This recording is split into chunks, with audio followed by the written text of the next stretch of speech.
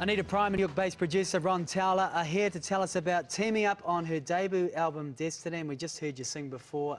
Fantastic voice. Thank you so much for joining us on the show today. And congratulations on the new debut album, Destiny. Tell us a little bit about it and I guess some of the songs and what it's about. It's a collection of quite a few songs, really, that have been collated over a journey, and also just some fun songs that I liked to chuck on there, La La La being one. Right. Yeah, because La La La's got the video with it as well. Where was that filmed? That was filmed up in Auckland with Fish and Clips, and they did an amazing job. And we only just finished it, so today New Zealand's seen it for the very first time. That's pretty good too. Yeah. Does it take a whole day to do that? Yeah, of actual videoing, right. Recording. Yeah. Now I want to talk about Ron, because Ron's New York based. Ron, welcome to New Zealand. I know you've been here a number of times over the last 18 months. Oh yes. But how did you guys hook up? Just over a year and a half ago, there was the Rock Shop actually had sponsored a tour for several producers, two from New Zealand, one from Australia, and myself, and they had put these, it's like a producer's conference tour, might be the easiest way to describe it. And it was just an opportunity for me to meet up with artists and local producers and so on, and talk a bit about my ideas and so forth. And on the second of the shows is where I met Anita. She was there as in the audience, but that didn't last long because we started talking, and she played me some of her music, and I'm like, can you please listen to my songs? Yeah, because you're an artist in your own right as well. I mean, we saw you before. You play the drums. You've worked with Alicia Keys, a number of other top artists. What did you see in Anita? Well, it was very interesting. I hadn't heard a lot from New Zealand in quite a while, and I was thinking, you know, this is an absolutely fantastic opportunity for me to come here to do a producers conference, and I was hoping that I was actually going to come in contact with somebody who was really awesome. And so after the Wellington show, we started speaking, and along with Anita's manager at the time, and I just started listening to the music, and I said, you know, you got a really fantastic voice. And I really wanted to find an opportunity to put my stamp on it and augment what was already very naturally fantastic.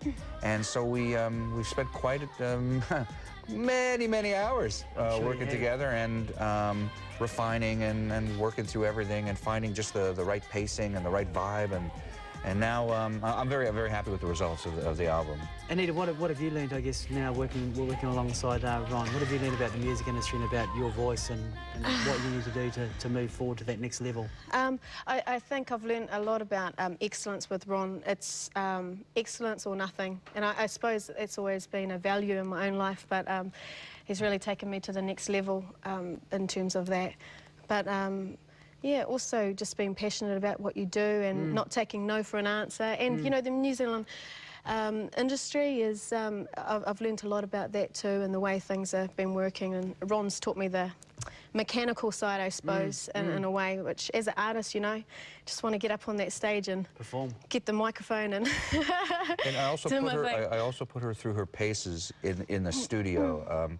I don't think there's probably very many people who have actually done as many takes, as many layers, as many singing, as much singing, I should say, on an album as Anita did, because we were running, sometimes there's 30, 40, 50 tracks of her voice layered, and it's all very subtle. It's all very little, you know, components pieced together, and so it's quite a workload. And you do learn a lot through that process, and how aggravating I can be as a producer sometimes. Yeah, everything has to be perfect. That's good. He's obviously the best for your career. Oh, is it a natural progression for you, being a performer and an artist in your own right, moving into producing? Was that something that you always wanted to do?